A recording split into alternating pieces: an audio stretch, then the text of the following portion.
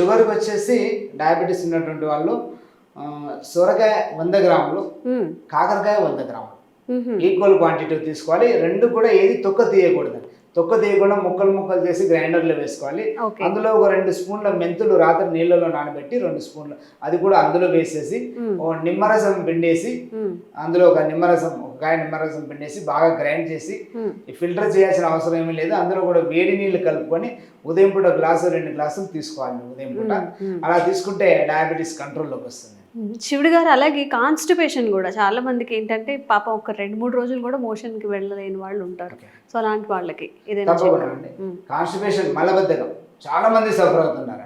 వీళ్ళకి సొరకాయ ఒక 100 గ్రాములు అంటే సగం, సొరకాయకి 2 భాగాలు అంటే కాకరకాయ 1 భాగం, ఒక 50 గ్రాములు ఏదో 100 గ్రాములు కాకరకాయ తీసుకుని అందులో ఒక ఫుల్ లెమన్ నిమ్మరసం పిండేసి ఇక్కడ రాక్ సాల్ట్ కూడా వేసుకొని జ్యూస్లా చేసుకొని ఒక 2 గ్లాసులు ఉదయం పూట తీసుకుంటే ఎంటీ స్టమక్తో ఒక 2 గంటల తర్వాత వీళ్ళకి ఈజీ మోషన్ అయిపోతుంది, స్టమక్ అంతా ఖాళీ అయిపోతుంది.